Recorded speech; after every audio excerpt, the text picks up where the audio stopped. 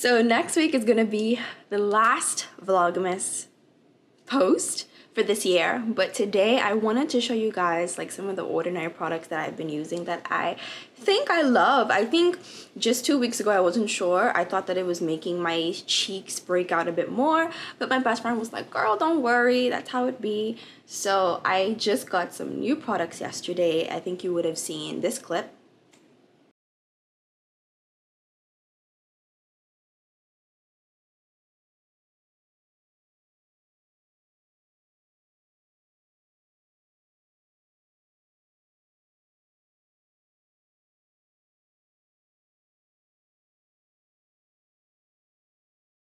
We're gonna start with this.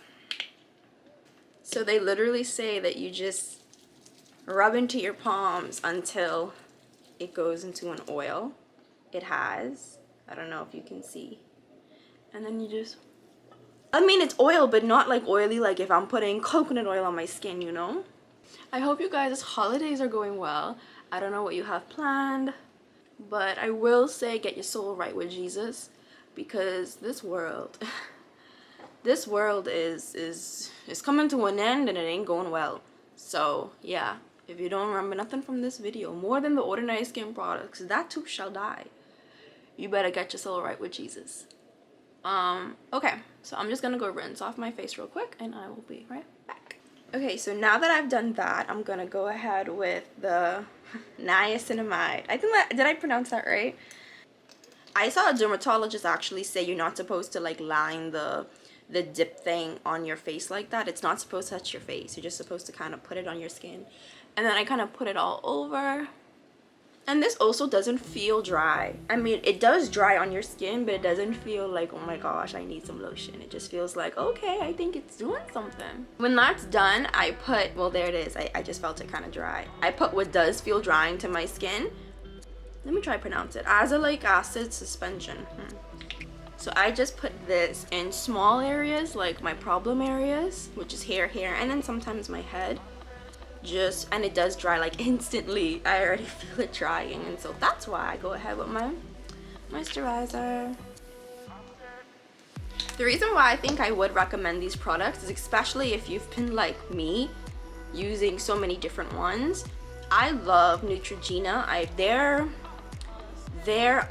Neutrogena's natural cleanser is really good. Honestly, it is. I just got this squalane, what it is? Anyway, I just got this cleanser like 2 days ago, but before then I wanted to use some of the ordinary products, so I just was using my Neutrogena cleanser, and that cleanser's bomb. I also love Aveeno's moisturizers. I've been using their moisturizers for years and it is literally so good, but they're expensive. So I would normally pay about $24 for an Aveeno moisturizer. 3 of these products or 4 of these products put together was like $24. So I really do love, one person said do the sign of the cross so that you get even distribution. I really do love that it's affordable, so even if it doesn't work out, you didn't waste a lot of money. I don't think that just because something is expensive it works. I'll give you guys like a really great example. For example, here's this what is it called? The Vanish PFB Ultra, and it's basically like a triple action skin lightening and post hair removal serum. So after I get like my body sugared, like sugaring wax, and after I do that I use this, right? But it's supposed to like help with aftercare. So if there's any what do you call it, like to prevent ingrown hairs, to prevent like any kind of irritation.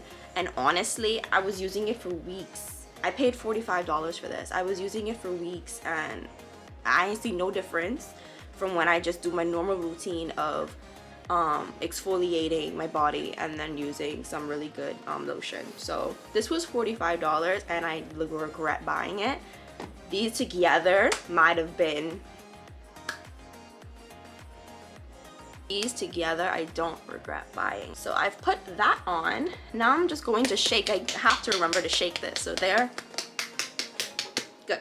That little, I just put that little dollop.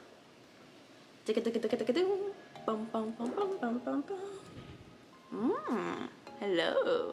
I have to find out if I'm going to church. I don't even know if my parents are going to church. Guys, that is my skincare routine. I'm gonna go see if I can make some red velvet hot chocolate, or maybe do that next week, because I've been wanting to do that, so I might do that next week. I don't know what else I'm gonna film today. We'll see, but I'm gonna try to come back with an encouraging word. See ya. Okay, so the context for this video is for anyone who is in school or who is thinking about getting into school but feels super insecure about their grades and their capacity to do well.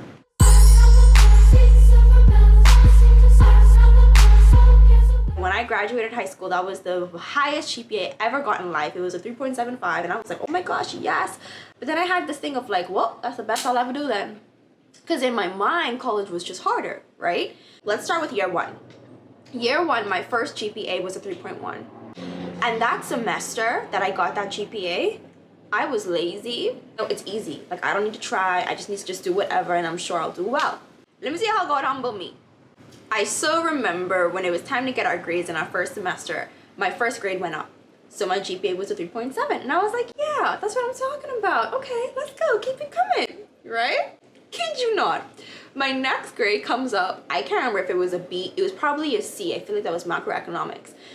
And my GPA went down to a 3.2. That moment humbled me so quick. I was like, literally just that was my reaction when I looked at it. I was like, oh my gosh, oh my gosh. So I started getting nervous because the rest of my grades didn't come out yet. Lo and behold, I had to wait and witness and watch as my GPA, like the lowest it went before the final grade come up was a 3.08. And I was like, okay, what's happening? And then the last grade came up and it was a 3.1. So this is the first advice I'm going to give you. What I thought to do during that semester, but I did not do out of pride and laziness, was talk to my professors when I wasn't clear on something and get answers to my questions. That was the first regret I ever had in school, and believe you me, that first semester was the last time I ever did that. Moving forward, and this is one of the ways that helped me to do well. If I had any kind of question on anything, you best believe that professor was gonna hear from me. So where I was getting like maybe B's, like low B's, I started getting A's. And the A's started to become consistent. This is the next piece of advice. Treat every assignment like the assignment. Now, this is going to come and go because sometimes you were overwhelmed and exhausted and you really won't care. And there were times where I lacked motivation and it was just like, you know what, I'm going to just do my best and whatever it is, it is. But I tried my best throughout the year to treat every assignment with respect. To treat every assignment like this assignment matters. I prayed for motivation. I know myself. And this is why consistent prayer is very important. My prayer was simple. It wasn't no fancy words. If you think fancy words going to get you someplace, you better start off simple and basic. I said, God, give me motivation when I lack it. I said, when you see I starting to slip to the left and slip to the right, reel me right back in. And this is a huge lesson that I learned. You will get what you prayed for, but it may not be in the way that you want it. When I prayed for motivation, in my mind, I thought God was going to stir some motivation in my heart when I lacked it. That's not how God answered my prayer, no. God answered my prayer by giving me a test, if I could call it that. Where, when I would decide, you know what, I'm going to be lazy, I'm going to do self-care, and I'm just going to think, because sometimes, in my opinion, at least in my own life, sometimes self-care is just being lazy, because I don't want to do nothing. God put it on my heart, start that essay, start that assignment. It used to annoy me, okay? I used to be like, I'm not interested. I literally used to be in my bed looking at my computer on my table, and I had that conviction because I'd have Netflix open and ready, you know. And I'd look at it and I'd be like, oh, God, I really want to do it. So this is how it always happened. This is how I experienced the grace of God. It wasn't like the motivation was just there and I was like, yeah, let me do it, let me go. I dragged myself to the library. Let me give you how it go. When I drag myself there, I'll be like, oh, I don't really want to do this. But I'll just start typing. It'll be an essay. I'm a political science student, so it was mainly essays, right? So I'd read the question. Oh wait, this might be the link to church. Y'all, church is going on. So I'd read the question, and I'd be like, you know what? The way I always started it, I would just go from what's my first thoughts. So I would just start typing. Still ain't feeling it, you know, but I would just start typing. I'd be like, oh. And as I'm typing and as I'm doing just my word vomit, so I'm just doing my thoughts. I always do a basic 3 points. Every essay. This is maybe, I don't know if this is advice for you. Every essay, before I even read any articles or did anything, I just put my first 3 points down. I would think of the question, answer it in 3 points, and then go ahead and read articles to support each point or debunk each point if I found that the research, showed otherwise. So I've been in the library annoyed, like I really ain't into this, I'm not motivated, but just doing it. That's the thing, stop waiting to feel like it. Just doing it. Then this regular grace of God would kick in. As I'm doing, I'm like, you know what? I think there's an article on this. I should probably find an article on this. And this is how God didn't allow me to be lazy. Because there was a lot of areas in my work and my assignments that I could have just left it as. I didn't have to go above and beyond to look for articles and do this and do that. Or I could have just used 1 or 2 articles. But something, they were like, that's how the grace of God will come. It was not like godly conviction, that godly push to be like, no, go look again, go look again, go look for more, go look for more. So I remember there'll be times like, you know what? Fine. So I would drag myself to the lady at the help desk at the library, and I'd be like, do you know any articles on this topic? I would sit with her. She would give me a list. I would drag myself up. I would look for the book. Before I knew it, I had my work desk there, my laptop, books and articles around me, doing. Before I even realized that I'm ready in the zone. By the time I finished, I had a really good rough draft of a really good essay that all I needed to do over the next couple of days was just prime up and ding. And I used to give God so much grace, praise, because I say, God, I come to this with no motivation. I come to this with no kind of idea of what to do. There were so many essays where I said, I don't even know what the question asking me. How am I supposed to answer this? But I would pray and I would pray. I never stopped praying. So prayer, consistent prayer for motivation and not waiting to feel it. You have to go through it, y'all. You have to go through it. On that note, I just got the link for church. So I'm going to go to church. I'm going to come back and finish this video. Okay. Year 2. Here is the next advice I would give you. Choose one society or organization to be a part of and stick to it.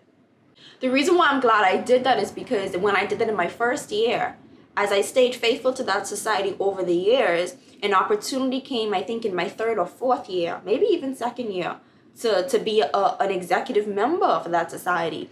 I had turned it down because I was involved in other societies, so I just stayed a member. But it was because of this, you've been with us since you came, and we think you'd be great at this position.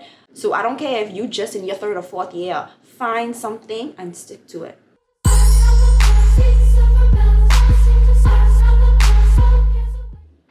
In my 2nd year, I took this really hard course that was mandatory for my major, political science, and it was called History of Political Thought. It was considered the most challenging course for persons in that faculty. We had to do a digest. That was what the assignment was called. We had that digest to do every single week. I kid you not, I went to that professor every single week. I probably went to her 8 out of 10 times. I was in a class one time and she sits back and she says, Jazz, she says, do you know something? She says, you know you're the only person in the class who understands anything we do. She said it just like that. I was so shocked. I was like, huh? Because there was about 2 people, 1 girl and 1 boy, who would sometimes contribute in class, and I used to admire them. I thought that I was trying to catch up to them. So that's when I had the first realization of, and maybe that verse coming in my head, seek ye first the kingdom of God and his righteousness. And you may say, well, Jazz, how could that have anything to do with seeking God's kingdom? In my mind, I just want to accomplish what God's plan is for me. So once I could do my best, because he placed me in school, right? Once I could do my best here to get to where he wants me to go, that's fine. So in that way, even in my academic life, I was only seeking God's kingdom and his righteousness. I just wanted to make him proud and do my very best. But he was putting me at the head of the table and I wasn't even looking for it.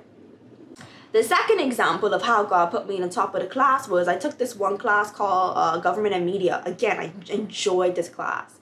And the professor, she had like a personality like mine, super bubbly and talkative and kind. And one day I was walking past the hallway and she walks past me. And so she walks past me and turns around and goes, Jasmine, hey. And so I was like, oh, hi, professor. And she looks like this and she said, do you know you're the number 1 student in my class? You have the top grade. I said, are you kidding? She says, yes. I just wanted you to know that. I didn't know if you knew that. And I was like, no, I didn't know that. And then I said, wait. And we're talking and I said, wait, that makes sense. I said, because a couple of weeks before, a couple of the students would message me and ask me for help in some of the assignments. And I was confused. I even asked one of them, how did you know to come to me? Like, why did I get in your head? And he said the professor recommended me. And she confirmed. She says, yes, I referred him to you. I told him that he should go speak to you. And I was like,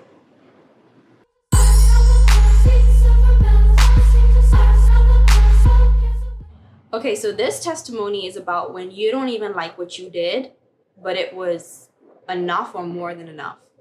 So kind of tied into that fact of when you know you don't have motivation, you just, God convicts you and you just be obedient and it works out and you're good.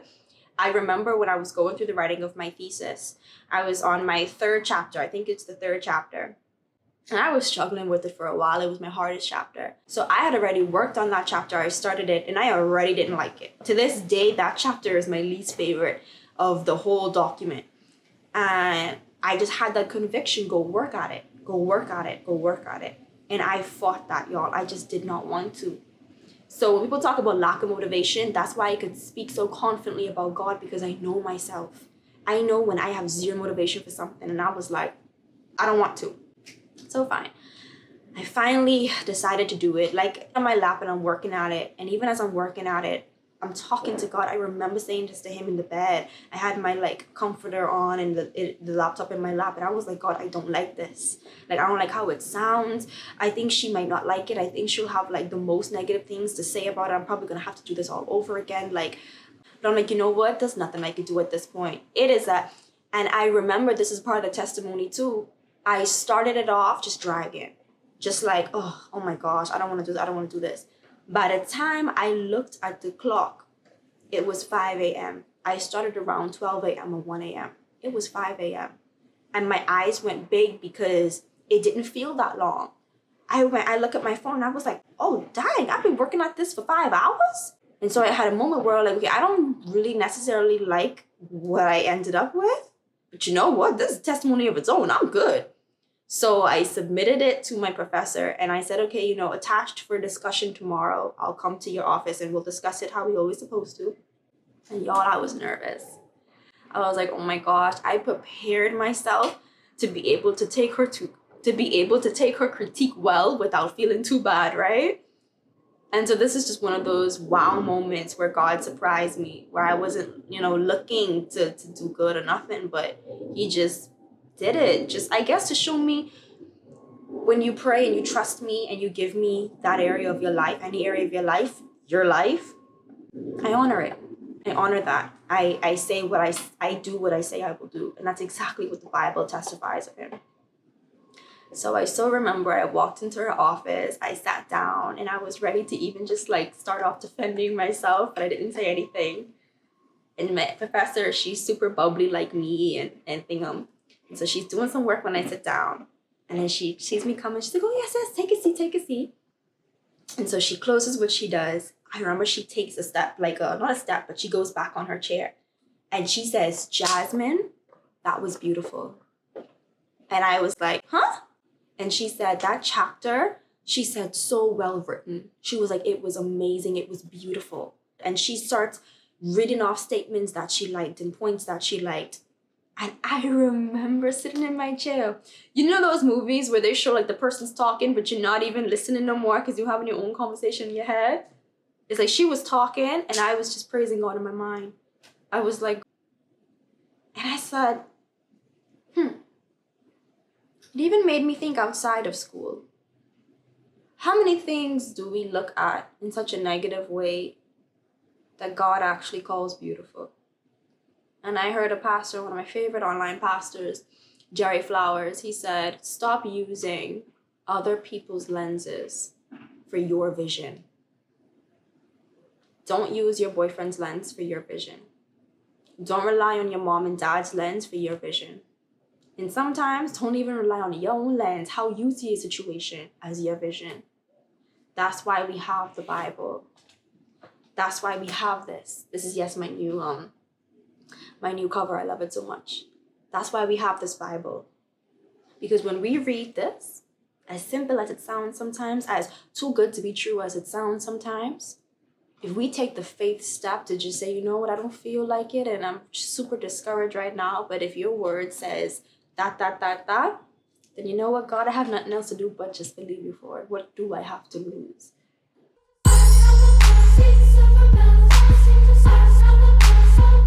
Listen, with all the success and accomplishments that I could talk about, that I'm going to talk about in this video, there were so many times where I was anxious. So many times where I felt incompetent. So many times where I felt low. So many times where I was writing assignments with little to no motivation or energy. I would look ahead at the week to come to all the things I had to do, whether it was for a society or for school or for something. And my only prayer, the prayer that I believe kept me, was I said, God, by the end of that week, when Sunday comes, I pray that I'll be able to look back and see how you did it. See how you carried me through. When I would go into an exam or anything that gave me, like, that made me feel anxious, that was my prayer every single time. Because I didn't know how he would do it. I just know he could. So I said, God, by the end of that opportunity, that day, that week, that month, that event, let me look back and smile. That was my prayer. And see how you did it. And without a doubt, I can stand here with 100% confidence, say that he never once let me down. Never once. Not once. So everything that I'm saying to you guys today, every testimony, every accomplishment, it was because I gave my academic life and my life to God. It was because I gave my heart to him. I didn't know what that looked like back then because I was just starting to, go into a further level in God and with God. But when I look back, I see that process was a process of me giving him my heart, trusting him with the things that I expected him to do. Where there were times where I felt like I wasn't hearing from God. But because I stayed faithful, I remember those nights where I didn't have any friends and I would go to the restaurants by myself. They would prepare the table for two and then realize after 30 minutes they got to remove the other one. I would take my work and to the sushi restaurant and do my work while I was eating. And I remember being on my knees alone and feeling alone and being like, God, you're all I have, but it doesn't feel good. But you know what? I'm so grateful for that. That if you're all I have, that's okay. Because I've seen how in the past weeks, it's like you've put me to the top. And him putting me to the top always had a spillover effect. And I learned that when God put you to the top, it's never just for you. Yes, he loves on you. He favors you. He gives us good things. He gives us good gifts. But the people God attached to me that I was able to, just by speaking, having conversation, and, living, being myself, I saw how God used me in other people's lives. I got the opportunity to be a peer mentor, and I was so excited because it was, hey, Jazz, we considered you because we think you would be a great fit to kind of help mentor first and second year students in our faculty in political science. And I was like, I got it. That was just so meaningful. So it's like, even when God puts you to the top, it's for a spillover effect. So guys, that is how God took me from an ordinary, just passing through, not really caring about school or whatever, or just not caring as much as I should have, to literally being like a boss, if I could say that, to being top, But yeah, guys, that's it for this video.